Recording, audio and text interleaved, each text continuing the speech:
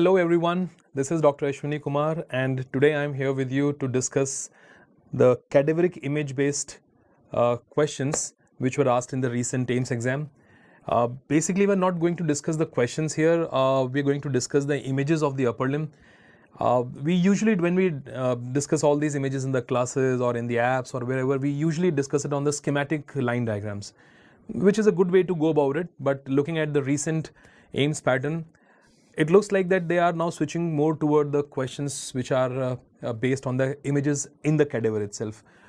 Recently, NEET also, when they asked a question on one of the forearm muscle, that was also a cadaveric image. So I guess this is one change we need to do, that we have to switch not only toward the schematic line diagrams, but we also have to understand and try to identify those structures on the cadaveric images here. So today in this session, today I'm going to talk about the images of the upper limb. I'm going to start with the muscles of the shoulder region. We'll talk about the section of the axilla. We'll talk about the brachial plexus, how to identify the branches of the brachial plexus. And then eventually we will talk about the muscles of the forearm, back of the forearm, front of the forearm, hand muscles, and especially the blood vessels and nerves and how to differentiate between them here. So it will be a good quick revision for you all. Let me start with the first image that you see in front of you. Guys, this is a picture showing the deltoid muscle. As you can see, this muscle here is the deltoid. Anterior fiber of the deltoid can be seen, and the muscle that you see here is the pectoralis major. Don't bother too much about the labeling thing because I'm providing with a soft copy of all the labeled images. So that's a pectoralis major muscle. Recently this question is about the pectoralis major is also asked, that what type of fibers do we have in pectoralis major. So it is a spiral type of muscle. It's having a broad origin, but when you look at the insertion of the muscle, it is very narrow. How can we have a narrow insertion with still having a broad origin? That is because the inserting fiber of the pectoralis major, they actually turns backward and they insert to the lateral lip of the bicipital groove. Now guys, the space that you see between the anterior fiber of deltoid and pectoralis major, this is called as the deltopectoral groove. That groove over there is called as deltopectoral groove, and this deltopectoral groove is having two major content. One you can already see there very clearly, that is a cephalic vein. The one main content here is a cephalic vein, and the other content here is the deltoid branch. Look at this branch which I am pointing at. That is the deltoid branch of thoracoacromial artery.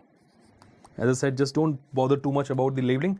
Anyways, we'll be discussing separately. So we have a deltoid muscle, the pectoralis major muscle, and the groove in between is a deltopectoral groove having two main content. One is a cephalic vein, the vein on the lateral side of the upper limb, and the artery that you see is a deltoid branch of thoracoacromial artery. So that's first image to start with.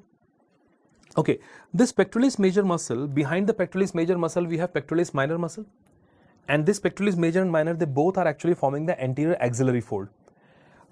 Again, a recent question only, just a year back there was a question asked in the AIIMS in which they gave a transverse section of the axilla and you have to identify the structures in that.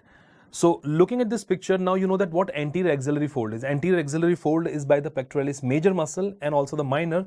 So if I take a transverse section of axilla, let's see how it's gonna look like.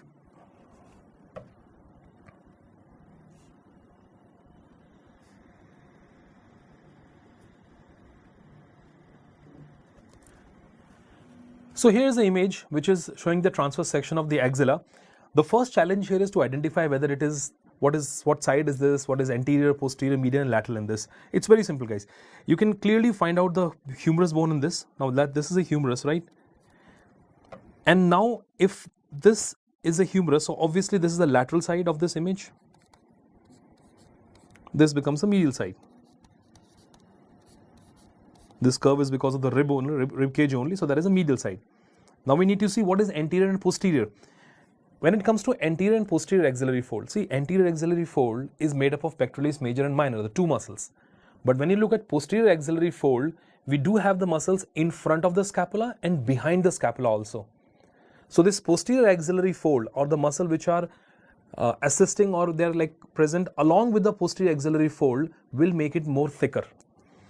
Look at this thin layer here and look at this huge layer on the side. The thin layer here is made up of two muscles. This muscle is pectoralis major and the muscle that you see behind it, its pectoralis minor muscle. The two muscles which are forming the anterior axillary fold. Whereas posterior axillary fold, for that I wanted to just focus on this very thin sheet that you can see. This is actually a blade of the scapula only, and in front of the scapula, the one big muscle which is present in front of the scapula is subscapularis muscle. So this here is the subscapularis muscle which you can see in this section. Behind subscapularis, that means behind the scapula, well, this section is obviously below the spine of the scapula, because otherwise the section would have been very high. We are looking at the axillary wall, so I presume that that section is taken below the level of the spine of the scapula. So the muscle that you see behind the scapula and below the spine is infraspinatus. That's an infraspinatus muscle to be seen here. So lateral axillary fold, you can see a lateral part of the axilla, we have a humerus there. Medial axillary fold is by the rib cage, and we all know that the muscle which is attached on the outer surface of the rib cage, attached to the first 8 rib, is the serratus anterior muscle. So medially you can see it's serratus anterior. Laterally we have the humerus. Anterior axillary fold is by the two muscle, that is pectoralis major and minor, which is again defining it that this is going to be the anterior wall. And subscapularis, infraspinatus is not forming the axillary wall. The muscle which is present on the anterior surface of scapula are doing so. So subscapularis one is the one which is present posteriorly. So broadly these are the boundaries of the axilla in a cadaveric image. That's how you can identify. I would say the biggest hint here, go with the bone first, where is the humerus, and then go with the size of the axillary fold. Anterior axillary fold is much thinner when you compare with the posterior axillary fold, because the muscles on the scapula are on both the surface. Well, obviously in between that here, this space here is the axilla. We cannot appreciate the contents very well in this, although we have, if I just kind of enlarge and zoom in, I could see some nerves running around here. These are the cords of brachial plexus, not to be seen very clearly. But as of now in this section I can mark these are the axillary vessels. We have axillary vessels and cords of brachial plexus. Axillary vessels and cords of brachial plexus. So that's the transverse section of the axilla, and these are some inputs that you need to know, that how to identify the anterior, posterior and median lateral net.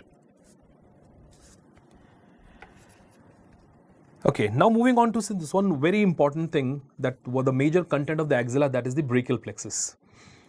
Let's do it in two parts, guys. First, let's identify the brachial plexus, the beginning part, where are the roots, what muscles are forming, giving the passage to the brachial plexus, how the trunk is formed, another recent question of AIIMS.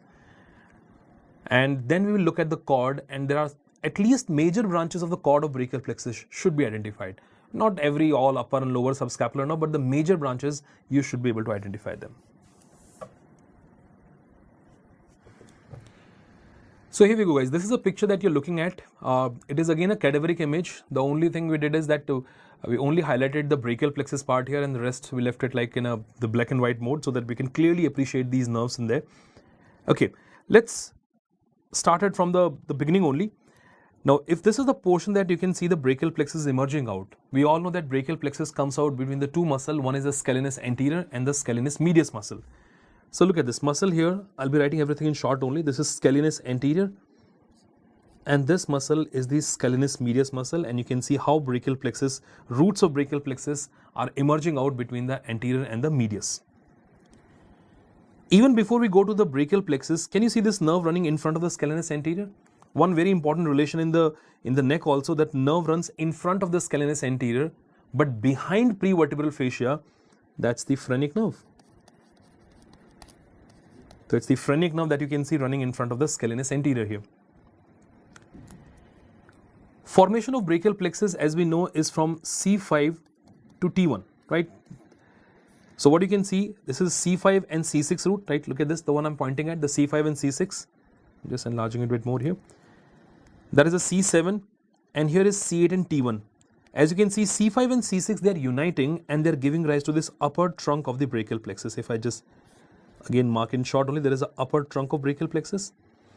This one here is a middle trunk of brachial plexus, which is made up of only C7, and here is the lower trunk of the brachial plexus, which is made up of C7, C7, C8 and T1.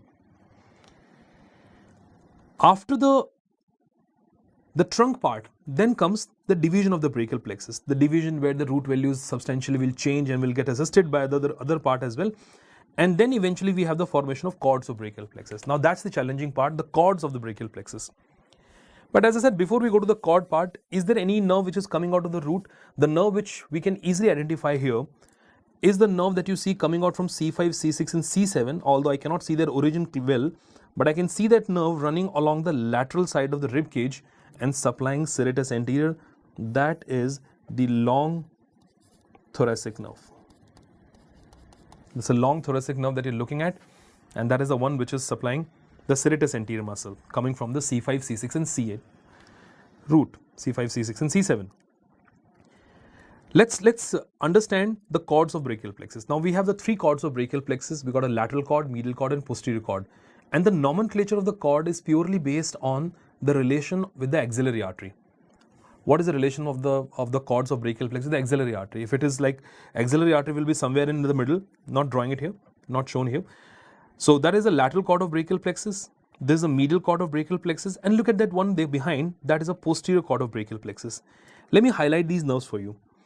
This is the lateral cord of brachial plexus, and you can see some nerves coming out of it like this one and this one, all these nerves that you see coming out of there, right?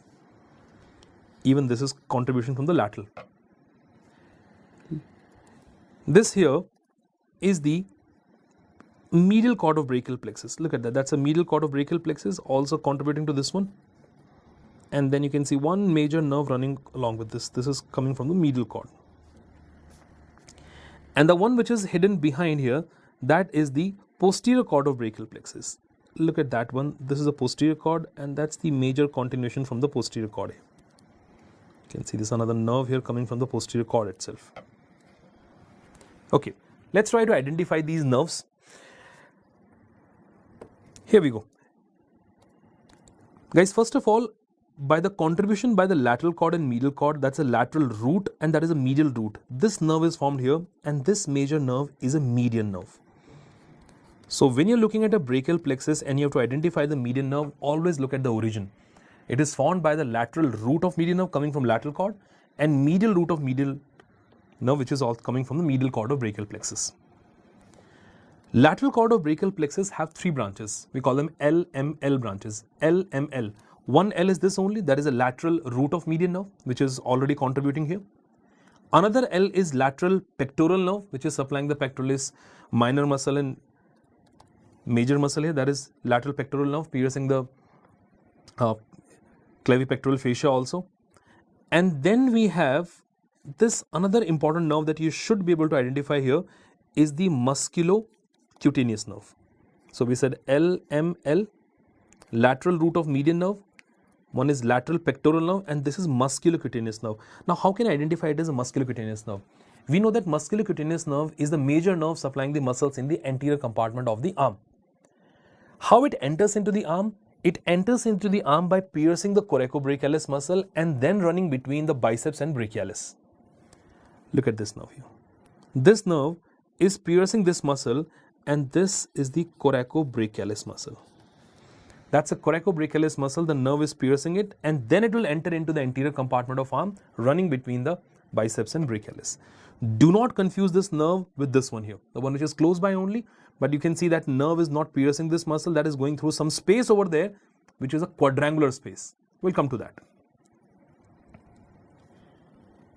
When you look at the posterior cord of brachial plexus, like numerous branches on the posterior cord, the major branches being like upper subscapular nerve, lower subscapular nerve. I'm sure you all heard of this mnemonic, lunar or ulnar.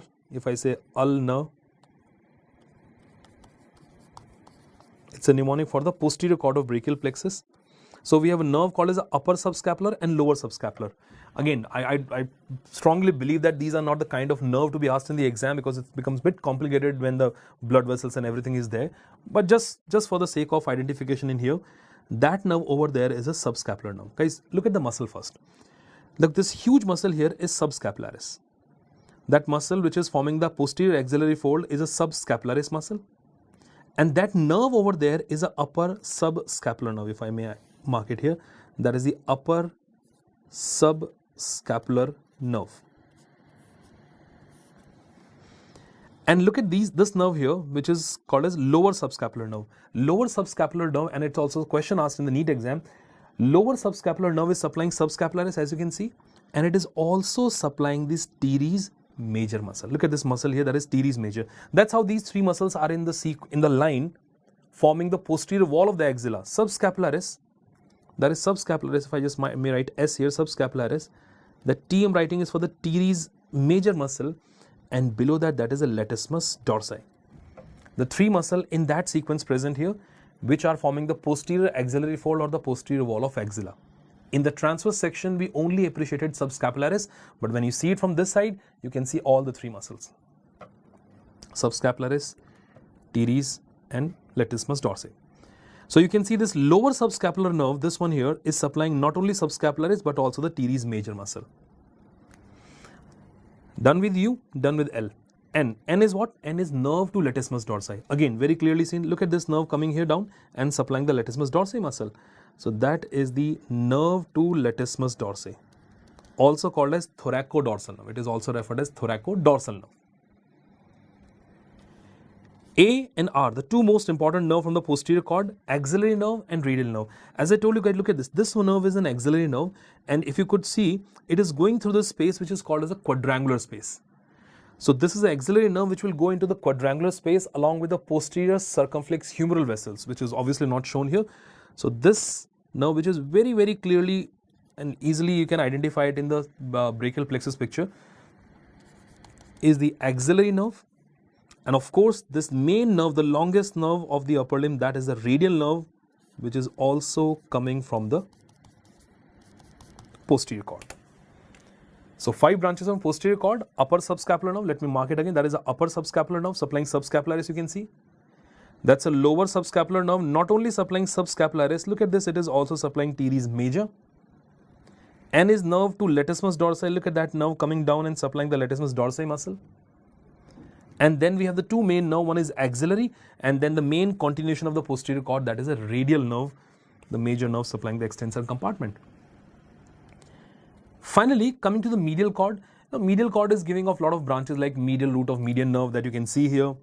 It gives off the cutaneous nerves also, medial cutaneous nerve of arm, medial cutaneous nerve of forearm, which are not shown in this picture. The cutaneous nerves are not shown here. But the major nerve coming from medial cord is seen here, and that is the ulnar nerve. Look at that. That's the ulnar nerve here, which is coming from the medial cord of the brachial plexus. So that is about identifying the nerves and the branches coming from the root, from the trunk, and from the cords of the brachial plexus.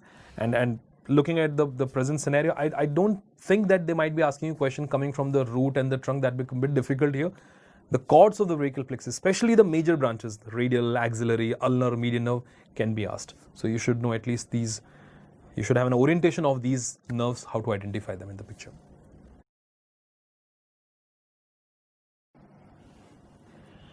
Well, what we have next up here with us is the picture showing the cubital fossa. It is a cubital fossa, it's a right cubital fossa you are looking at. Well, whenever you look at any cadaveric image, the first thing that comes to your mind is that what side is it, what view is that? Well, this is a cubital fossa, so obviously we are looking at it from the anterior aspect, but what side is that? You don't have to waste your time thinking about the medial and lateral. It's very easy and it should be very quick. Look at this prominent portion here. That's a medial epicondyle, guys. We know that medial epicondyle is very prominent. So this is the prominent medial epicondyle. That's a medial side of this picture, and that's the lateral side here. Obviously superior and the inferior. This muscle which they have cut here, this is the biceps brachii. That's a biceps brachii muscle supplied by the same muscular cutaneous nerve only. The reason they have cut the biceps brachii muscle apart, you can see this small part of the biceps brachii here, this is actually bicipital aponeurosis. If I continue this bicipital aponeurosis, it must be coming like this in this region, and it is reinforcing the roof of the cubital fossa. So right now we are focusing on the content, that's why they have cut this, the bicipital aponeurosis. The contents of the cubital fossa, the one mnemonic that we remember, that is MBBR. When we go from medial to lateral, they say MBBR. You can say MBBS also. So from medial to lateral, that's the content of the cubital fossa. The most medial content of the cubital fossa, look at this nerve here, that is a median nerve. That's a median nerve. Followed by the median nerve is this artery here, that is the brachial artery. It's a brachial artery next. Next to the brachial artery, okay, don't bother about the one that you see along with it. These are nothing but the venae committents only. Along with the artery, you can see another blood vessel kind of thing. That is the venae committents. So just don't bother too much about it. More laterally we go, you will see the tendon of the biceps muscle. So it's a biceps tendon. That's a biceps tendon that you can see. And then the most lateral content, we said S, or you can say R. Well, it is a superficial branch of radial nerve. It's a superficial branch of radial nerve. I can say radial nerve is also the content, but the radial nerve actually dips inside and it goes through the two lamina of the supinator muscle in the floor of the cubital fossa, and then it becomes posterior interosseous nerve running at the back of the forearm. So when you open the cubital fossa, the four content that you can very comfortably and easily can appreciate, starting from medial to lateral side, is median nerve. You've got a brachial artery, tendon of biceps tendon, and superficial branch of radial nerve, the one which will be seen running and supplying the skin on the dorsum of the hand. The muscles which are forming the boundary of the cubital fossa, well, let's not use this picture to understand those muscles over there, although you can see brachioradialis and pronator teres, but let's use the other picture to understand the muscles which are forming the boundary of the cubital fossa and also other muscles in the anterior compartment of the forearm. Well guys, what we have with us next is, this is a picture of the anterior compartment of the forearm, and we'll be discussing it in actually two parts. Right now you're looking at the superficial muscles of the anterior compartment of forearm. Once you reflect the superficial muscles, you'll find one intermediate group also, if you call it an intermediate group, that is a flexor digitorum superficialis.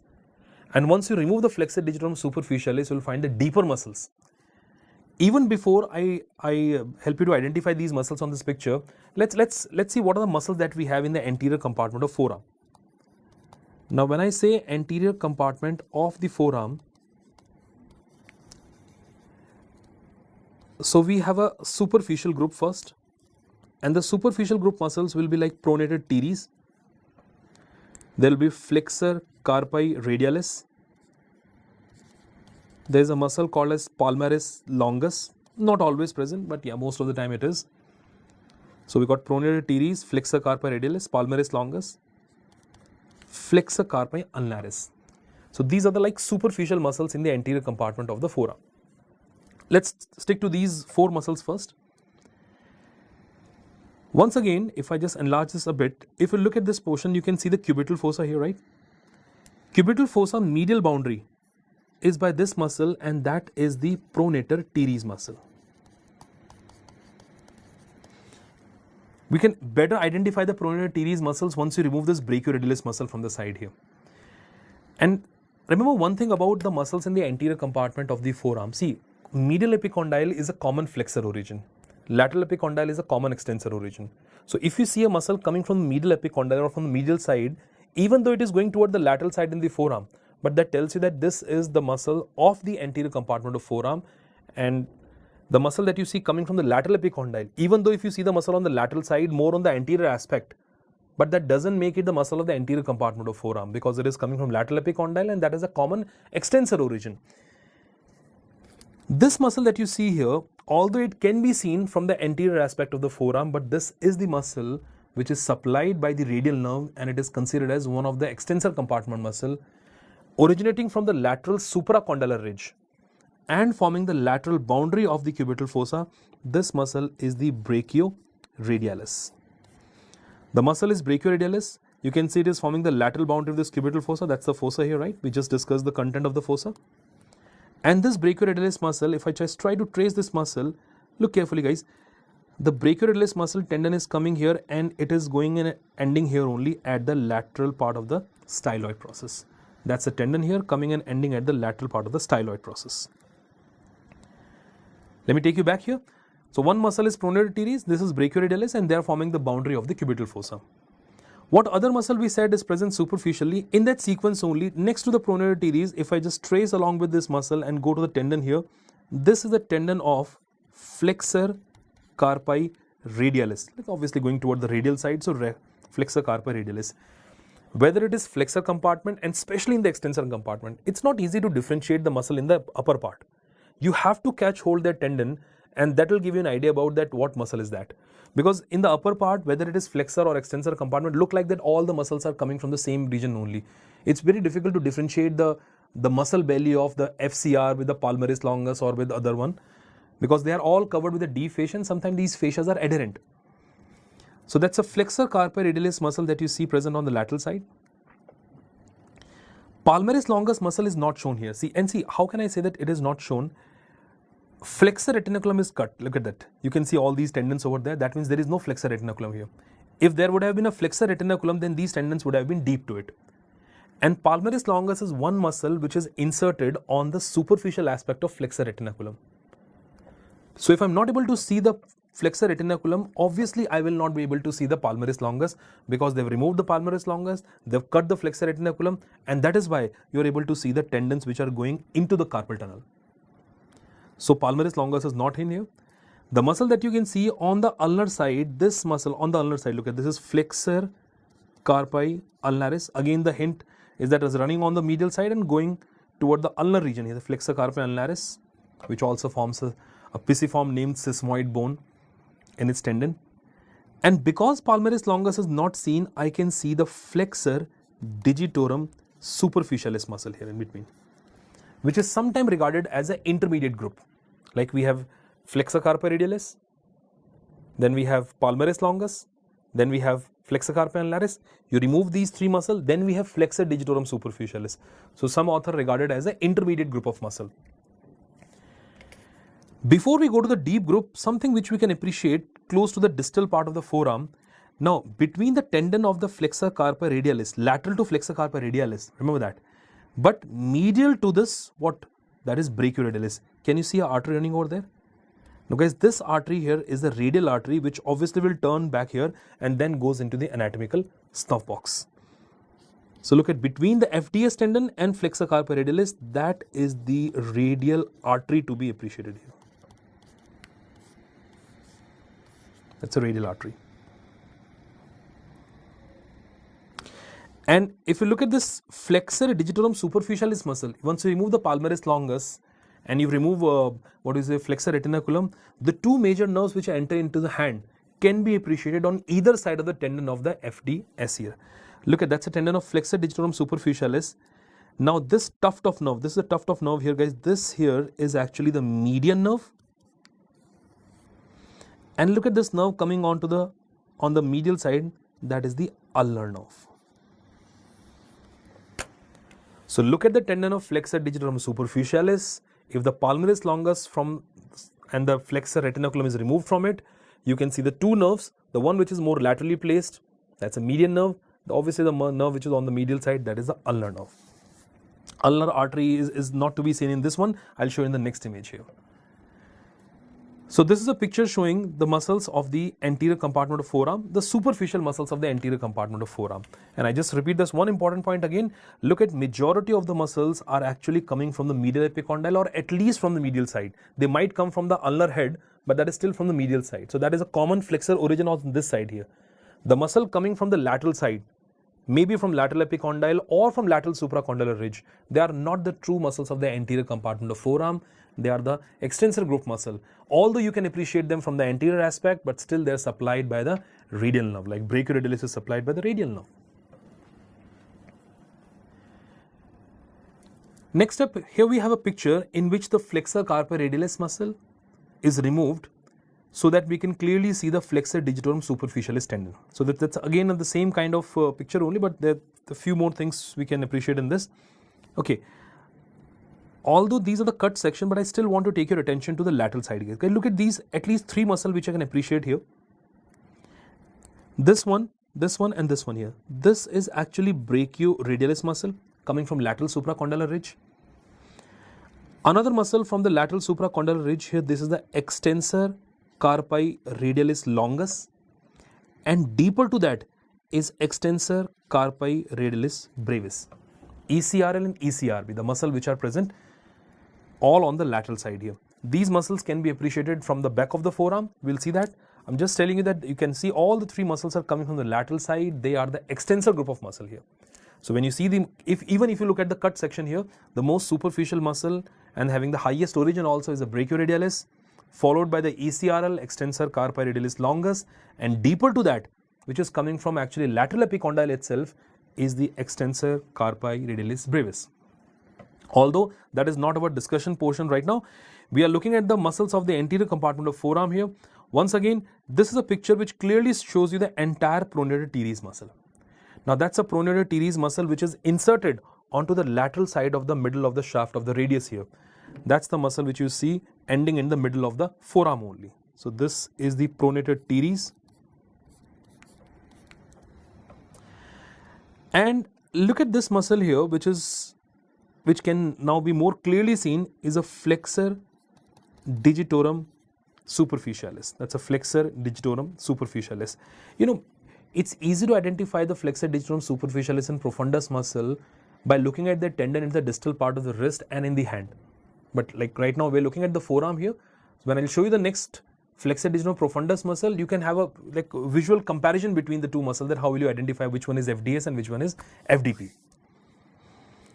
The muscle which is present deep to it, can you see a muscle deep to it? No, it's not the muscle only on the ulnar side, because it's a deeper muscle present in the entire aspect here. That is actually flexor digitorum profundus muscle. Guys, flexor carpi ulnaris is cut here. Look at that cut section. Can you see that cut section here? That's a flexor carpi ulnaris muscle which is being cut. Which muscle was overlapping it here? Once that flexor carpi ulnaris was there, you are not able to see the FDP. Once you remove that muscle, just onto the side of FDS, I can see some part of FDP can be seen. Flexor digitorum profundus can be seen there. Okay. What else? If I just enlarge this picture a bit more here, now can you see another muscle and the tendon going toward the lateral side? Now this muscle which is originating from the anterior surface of the radius, so obviously it is on toward the lateral side. Any muscle on this lateral side is obviously subjected to go toward the thumb only. So it's a long flexor of the thumb. This muscle, another deep muscle, is a flexor pollicis longus. We'll show you both these muscles in the next section also, but just to tell you, out of the three deep muscles in the anterior compartment of the forearm, two can be appreciated even when FDS is intact. So flexor digitorum superficialis is still intact. On the medial side of it, I can see the FDP, and on the lateral side of it, I can see this flexor pollicis longus muscle. Look at this long tendon going into the thumb, which we can appreciate better in the next image. Okay, the third and the final picture that we have for the anterior compartment of forearm is showing the deepest muscle in the anterior compartment. So we're done with the superficial group of muscle. The intermediate group is all about FDS, and the deep muscles, there are three deep muscles we have. If I name it for you first, one is flexor digitorum profundus, as we already said, flexor pollicis longus, and pronator quadratus.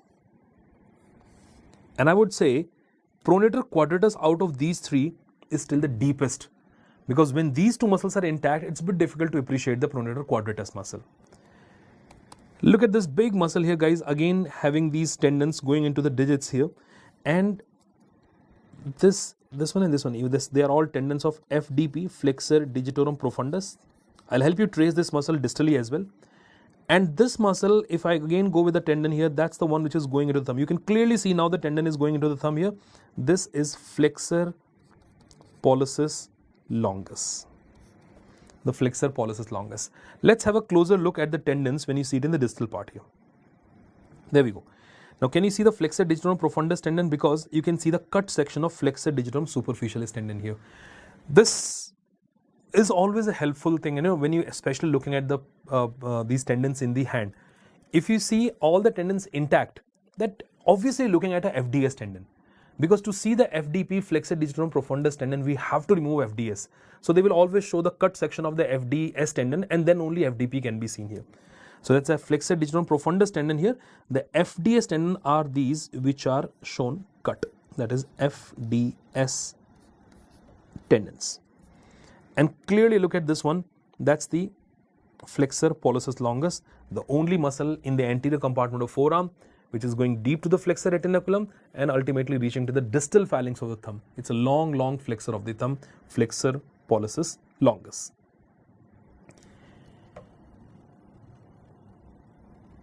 Pronator quadratus muscle. To see the pronator quadratus muscle, I have to consider another picture in which we again remove these two muscles also. Then we go even deeper. So there is a quadrangular muscle which is present on the ventral aspect of the radius and ulna in the lower part, and that's a very, very easy muscle to identify. That is called as pronator quadratus.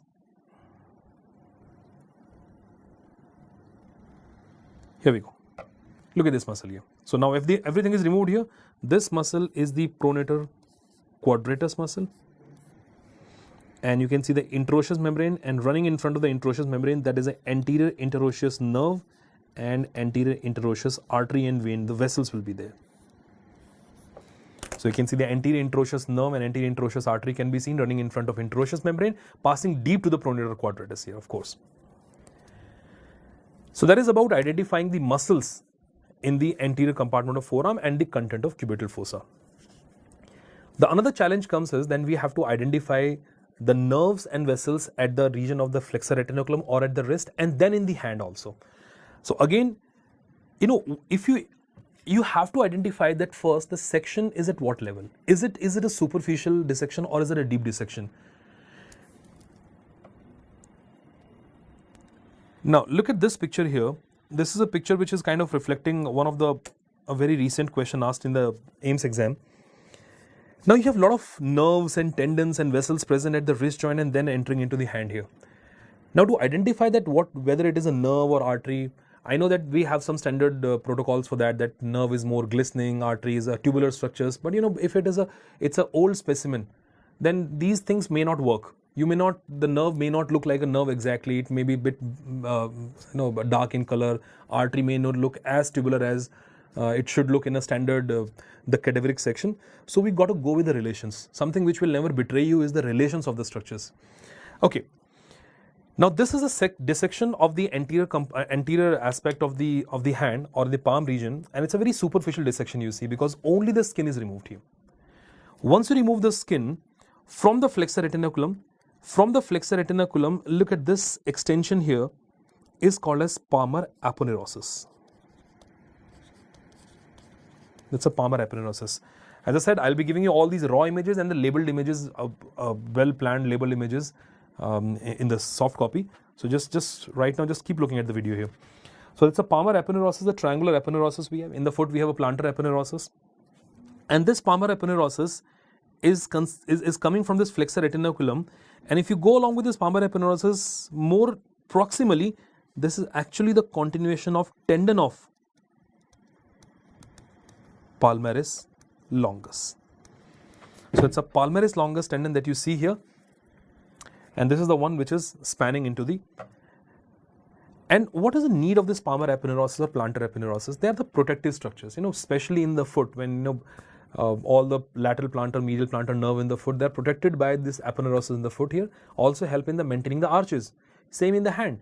So many nerves and blood vessels are there in the hand, and so we need a protective layer covering them, and that's where the aponeurosis come into the picture. Okay, what else, guys? A superficial muscle can be seen. I'm going with the muscles first. A superficial muscle can be seen here. The one muscle which is having an attachment to the palmar aponeurosis, and it's a muscle present underneath the skin on the ulnar side, and it is very frequently absent also. This muscle is called as the palmaris brevis muscle. One of the hypothenar muscle which may be absent, having no bony attachment. Look at this more or less horizontally placed muscle here is a palmaris brevis muscle here. It's a very superficial muscle. You can see all the nerves and vessels are passing deep to it only. Nothing is superficial. Thenar and hypothenar.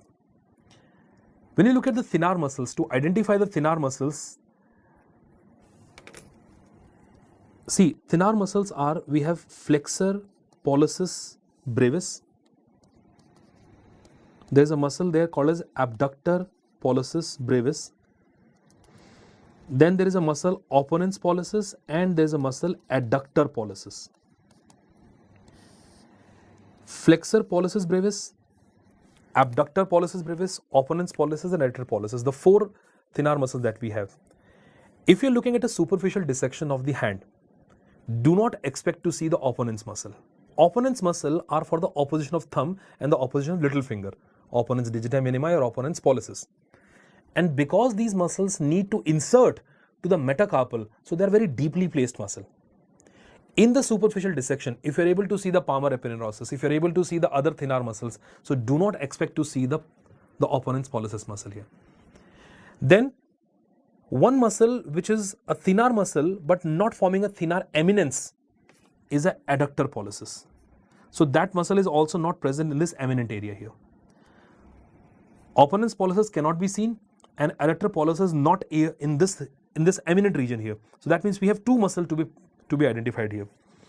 The muscle that you see present more laterally here, this one, and there's a muscle present, this one here.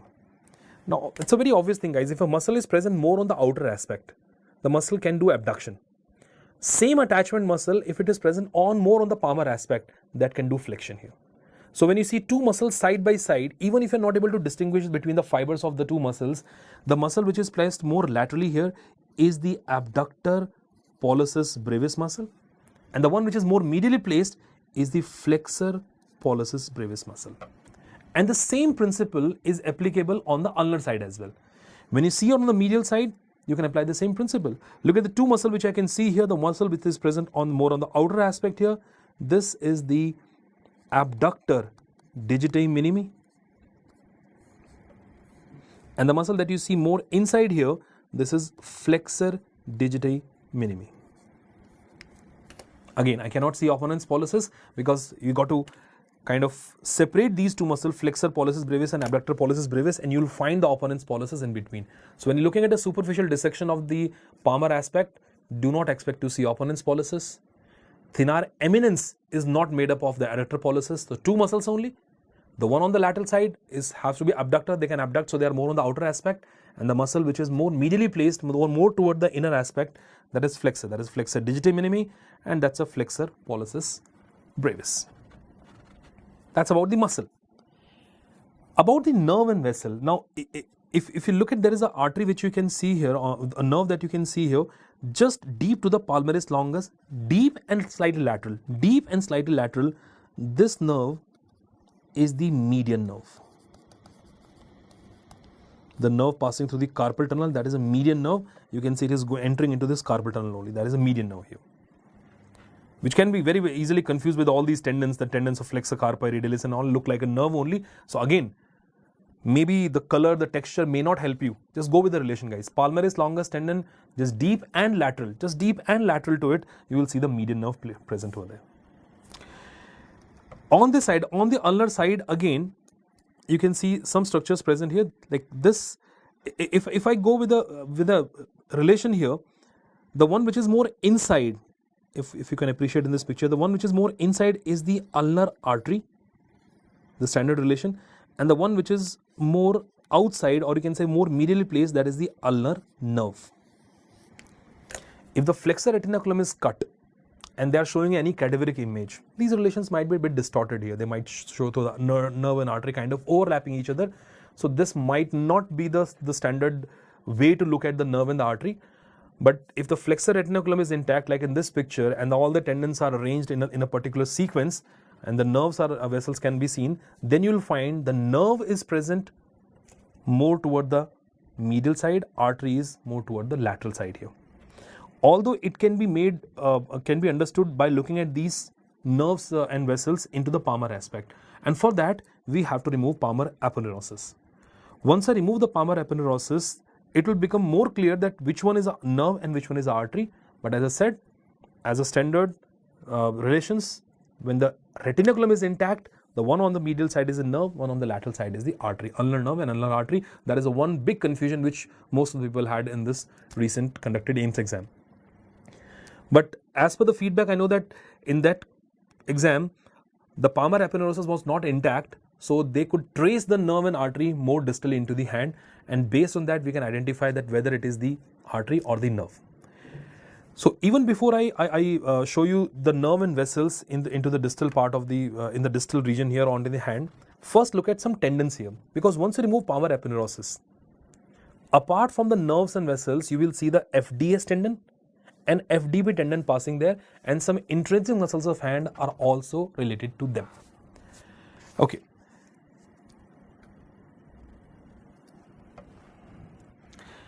So guys, here is a picture in which again the flexor retinaculum is cut. Look at this, that's a flexor retinaculum is removed, and you can see these lot of tendons which are coming and going into the fingers here. Before I go to those tendons, one muscle which we missed in the previous part, we said this is the abductor is here, flexor will be on this side here, then this again abductor, this is flexor here. One thenar muscle that we said which is not a muscle of thenar eminence is this muscle here. This is an adductor pollicis muscle. The muscle here is the adductor pollicis muscle, more of the horizontally placed muscle going toward the thumb, that is adductor pollicis. We can see this adductor pollicis even in the next section when actually tendons are also removed here. Now we have a tendon of FDS and FDP. How will you identify them? That's pretty simple. I mean, you don't have to bother about whether it looks superficial or deep. Obviously, if the tendon looks intact, it is not cut here. From the superficial aspect, you will see the FDS tendon. If they will be showing you the picture of FDP tendon, they have to reflect this tendon and cut it also. So you will definitely see a cut section of the tendon, and then the tendon present deep to it will be the FDP. So these tendons here, the one that you're looking at, these are all FDS tendon. This one, this here. So these are all flexor digitorum superficialis tendon, guys. These are all FDS tendons.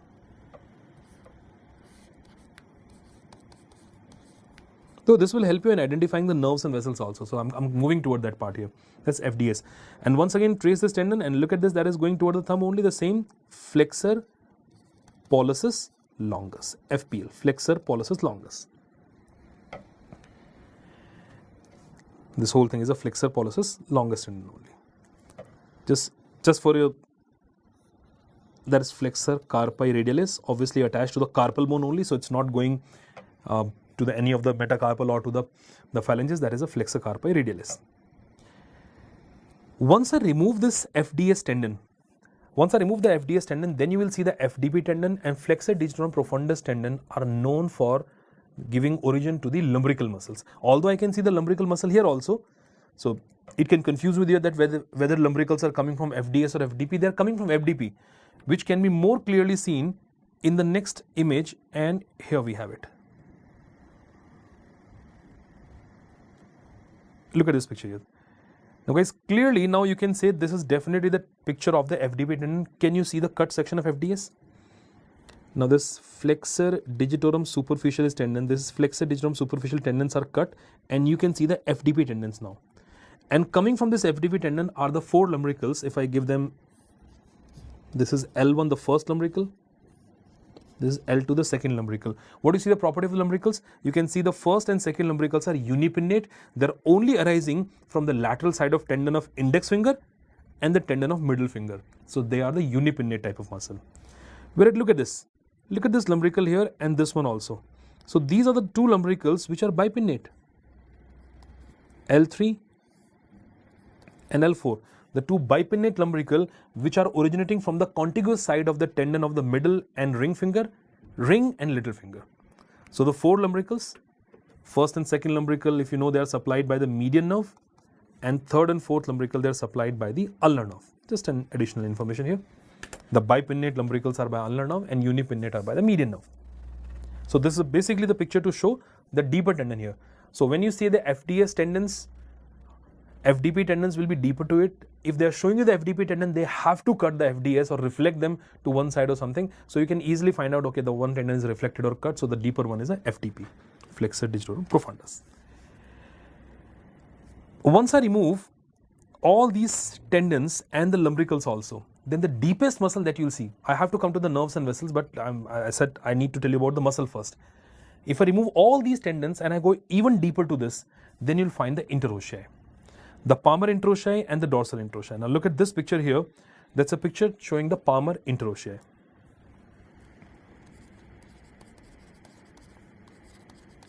Guys, palmar interossei could be 3 to 4 in number. Why I'm saying 3 to 4 in number? Because the thumb, the first palmar interossei can be absent. Thumb is already having a very, very strong adductor called as adductor pollicis. So there is no need for the interossei for the thumb. So it may or may not be seen. Rest of the fingers, they need to have palmar interossei. Like this one is having a palmar interossei, that is the first palmar interossei. If I just mark 1, 2 and 3. Now few things to be noticed here. All the palmar interossei are unipinnate. First of all the palmar interossei are unipinnate. They're arising only from one side. Second important thing, the first palmar interossei will help in the adduction of the index finger toward the middle. And the second and the third, the one which we have here, the two interossei here will help in the adduction of the ring finger and the little finger toward the middle. That means it's the middle finger which is devoid of palmar interossei. That also is one of the question asked. Palmar interossei is absent on middle finger. There is no need. When you do the adduction abduction, the one finger which is not moving is what? It's a middle finger only. So coming close is adduction, and that's why there is no need for the palmar interossei on the middle finger. So tendon on the dorsal aspect of the middle finger, another recent AIIMS question, tendon on the dorsal aspect of the middle finger is having insertion of the lumbricals also, interossei also, but it is not having an insertion of the palmar interossei because palmar interossei is absent on middle finger. On the other hand, when you look at the dorsal interossei, if I show you this picture of the dorsal interossei here, look at that. That's a picture from the dorsal aspect only. That's the better way to look at it. Dorsal interossei, now this time there's a thumb here, so we are starting from here. That's the first one, the second, third, and the fourth.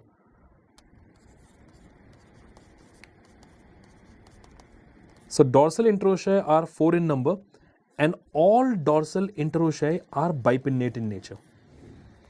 You can see they are all originating from both the side of the metacarpals, from the shaft of metacarpal, the first one, second, third, and fourth, all of them. As we know, dorsal interossei, the function is what? Abduction. Now when you say dorsal interossei is for abduction, guys, we don't need an abductor for the thumb. We have already 2 abductors for the thumb. No need. We don't need an abductor for little finger. We have a muscle called as abductor digiti minimi. Again, not required. That means the 4 dorsal interossei are to be adjusted on 3 fingers here. You can see the first one is going to where? It is going to the ring finger. The fourth one is going to the ring finger. That is going to the index finger. First one to the index finger, the fourth one to the ring finger, and the remaining 2 are going to the middle finger only. That means the tendon of the middle finger, which was not having a palmar interossei, but will have 2 dorsal interossei inserting to it. There are 2 dorsal interossei inserted onto the tendon of extensor tendon of the middle finger here. This time, that means the last digit, that is the little finger, and the thumb, they are devoid of dorsal interossei. Recently there are a lot of questions on these interossei and the lumbricals, so you know that, you should know this here, that palmar interossei was absent on middle finger, dorsal interossei are absent on what? Thumb and the little finger. And in the palmar interossei, let's say they ask you that apart from the middle finger, which other finger may not have a palmar interossei, is a thumb. Because we already said thumb don't need a palmar interossei, thumb is already having its adductor. There is no need for an adductor muscle for the thumb, especially here. And all the dorsal and the palmar interossei, they are all supplied by what nerve? They are all supplied by the ulnar nerve. All of them are supplied by the ulnar nerve.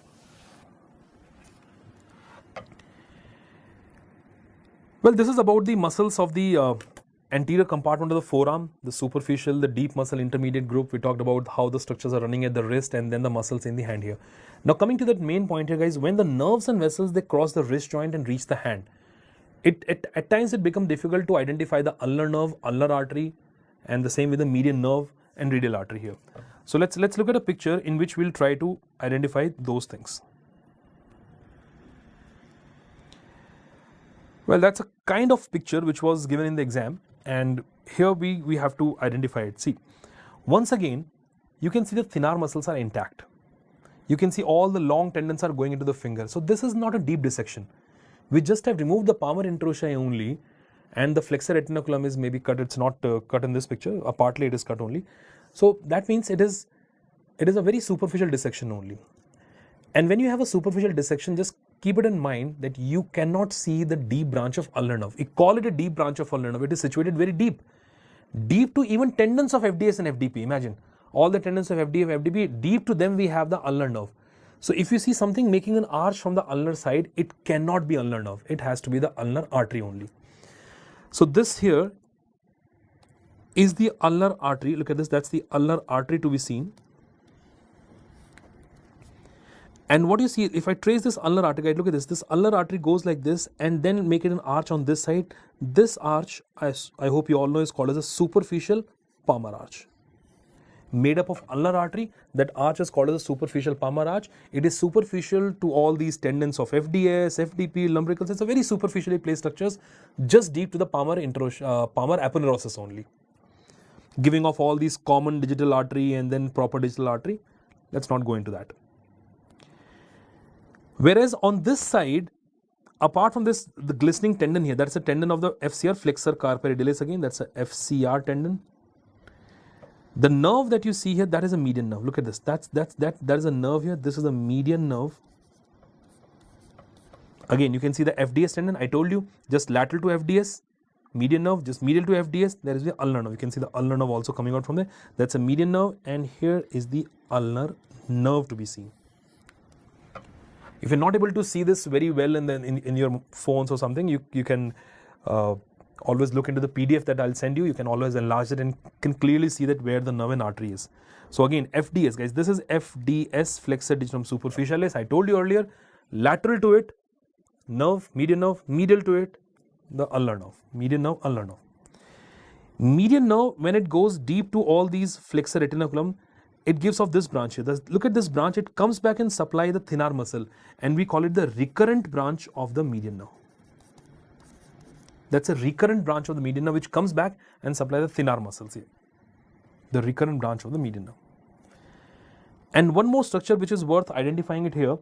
If you see more laterally here, the structure which is not crossing the retinaculum or anything like that, this is the one which goes into the snuff box, that is the radial artery to be seen. That's a radial artery to be seen here. If palmaris longus tendon would have been here, it will be like overlapping this FDS, and I told you deep to the palmaris longus tendon and just lateral to it, you'll find the median nerve. Then we have FCR tendon, flexor carpi radialis, and more laterally is the artery here. You can see the radial artery, and the radial artery obviously which will turn and then goes into the anatomical snuff box, which we will see in the upcoming section. So that's the ulnar artery and the ulnar nerve. So just to take you back to the question which was asked. So guys, if the section is superficial, which is not difficult at all to identify whether it's a superficial or deep section. If the section is superficial, if there's a superficial dissection, only palmar aponeurosis is removed, then obviously you cannot see the arch of the ulnar nerve. Ulnar nerve also make an arch. So that can confuse the ulnar artery and the ulnar nerve. But the thing is, the superficial palmar arch, which is an arterial arch made up of ulnar artery, not of the nerve. The nerve goes quite deep and then it forms an arch which is deep to even the tendons of FDP. So it's a very, very deeply placed arch, which I'm going to show you in the next section. So look at the very next section, guys, in which we removed all the thenar muscles. Let's remove hypothenar muscles also here. Let's remove all these superficial palmar arch, FDS tendon, FDP tendon. The interossei will be seen. There we go. Look at that. Right? All the thenar muscles are being removed. Hypothenar are being cut and reflected here. No tendons can be seen here. No palmar arches, no palmar aponeurosis. The carpal tunnel is empty. Nothing can be seen in there. Now look at these two arches that we have. One arch is coming from this side, one arch is coming from that side. The arch coming from medial side, guys, this here is the ulnar nerve, and this is a deep branch of ulnar nerve which makes an arch like this. That's a deep branch of ulnar nerve which is making an arch. It ends by supplying the adductor pollicis muscle. It supplies all interossei. You can see the nerve is coming and supplying all these muscles, and it ends by supplying adductor pollicis muscle. Whereas from the first web space, when you see from the lateral side, from the first web space, an artery is coming out here, and that is the deep palmar arch, which is formed by what artery? By the radial artery. You know, radial artery goes into the snuff box, and then it goes between the first dorsal interossei, comes onto the palmar aspect, but very, very deeply placed. That's why the arch is also called as a deep palmar arch. So you can see a nerve, and underneath the nerve you can see the arterial arch present here. So that means there are three structures in the hand which are forming the arches. And once again, I'm just summarizing it for you. If you see an arch present very superficially and starting from the medial side, if you're not able to distinguish between the artery and nerve, it has to be an arterial arch. Guys, it is a superficial palmar arch formed by the ulnar artery. Deep dissection, remove the tendons of the hand, only interossei can be seen. Then you see an arch coming from the medial side. It is an arch of the deep branch of ulnar nerve. At the same level, if you see the arch coming from the lateral side and arching toward the medial now, and that is an arterial arch called as a deep palmar arch made up of the radial artery. So that's how you identify the sections. You first have to look at whether the section is a deep or is it a superficial dissection. Then only you can identify whether it's the artery or the nerve.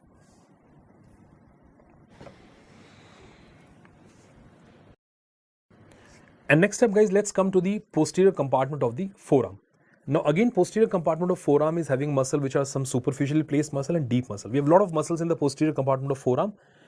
But if you go again from the relation point of view, it's not difficult to identify these muscles at all, because majority of the muscles which are present superficially, they are oriented toward the fingers only.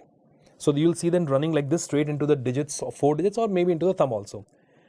But the deeply placed muscle, they are running more obliquely like this and then going toward the thumb and forming the boundaries of the anatomical snuff box. So their orientation will always help you identify the muscles in there. Now that's a picture of the back of the forearm, in which it's not easy at all to identify these muscles in the superficial part, in the upper part here, because again the deep fascia is intact on all the muscle. It's very difficult to distinguish between the origin of the extensor carpi ulnaris from the digitorum and all. So you have to look into the tendon part in the distal region. So I'm pretty sure that if they give a question on the back of the forearm, they will give you the tendon also in the distal part where they are going. Otherwise it's virtually impossible to identify the muscle in the upper part, in the very much proximal region. Okay, as I said, if we look at, there are 3 muscles, the 3 main muscles present in there. If I just try to kind of highlight these muscles for you, this here is one tendon that you see present on the ulnar side. This one main tendon that you see right now present on the radial side, and this big muscle in between here, this one. I'm not highlighting its tendon here. Look at this muscle. Guys, this muscle here is the extensor digitorum muscle. That muscle here is an extensor digitorum muscle. You can see all the tendons of this going into the dorsum of the fingers and forming a dorsal digital expansion. On the medial side, obviously this tendon, if you trace the tendon here, again the tendon is going into the little finger here. So that's not into the little finger, sorry, it is ending at the carpal bone. That's the extensor carpi ulnaris. And again the muscle which is kind of difficult to distinguish, along with the extensor digitorum, can you see an additional tendon here, an extra tendon here going to the little finger? This is the tendon of extensor digiti minimi. As I said, you have to trace this tendon distally to the finger to identify what exactly is that. Imagine if I just hide this lower part and you look at the muscles in that, it's not easy. It's not easy to identify which one is digitorum, where the ulnaris is starting. You got to look at the tendons here. Extensor carpi ulnaris tendon ends here only at the carpals. Extensor digitorum going into the fingers. Look at this one, this one, this one, and this one also. They are all extensor digitorum tendon. Little finger is having an extra tendon here, that is extensor digiti minimi tendon. And look at this tendon going to the thumb here. This tendon, which can be better appreciated in the others different view, but just to tell you guys, this is a tendon of extensor pollicis longus. It's a tendon of the extensor pollicis longus, which also can be seen if you're looking at the forearm in this manner, But to tell you the deeper muscle, to identify the deeper muscle, there is one more muscle present more, superficially only, but to see that I have to kind of remove the extensor digitorum. Deep to extensor digitorum, there is another muscle that's an additional muscle or tendon for the index finger, that is called as extensor indicis. So deep to it, there's another tendon that you'll see going into the index finger, and that can be appreciated in this picture. Look at that, guys. Look at this picture here. When the extensor digitorum was present on that, you could not see all these muscles. You remove the digitorum and everything, then you can see this muscle here, the tendon going into the index finger, that is the extensor indicis. An additional tendon to the index finger, that is the extensor indicis. I can very clearly see the snuff box also here. If you could appreciate that snuff box region here, you can see the 2 tendons are in the floor of the snuff box, and then we have some forming the boundary. Well, this may not be the ideal picture to show the snuff box, because to show the snuff box, it's better if I show you the image something like this. So if I turn this hand laterally, So I can see very clearly the tendons which are forming the boundary as well as the floor of the anatomical snuff box. So to see these tendons here, let me consider another picture here, and that's a one last picture we are discussing here in the upper limb. That's a picture looking at like in this manner, guys. You can see the thumb. The trace this tendon, like this is a tendon here again, that is an extensor pollicis longus tendon. Let me mark it for you. That's a tendon of extensor pollicis longus tendon, which is one of the boundary of the snuff box. Whereas the two structures forming the lateral boundary here, one is the abductor pollicis longus, which is more outside placed. And can you see a very, very thin tendon here? A very thin tendon going to the thumb only, that is a extensor pollicis brevis.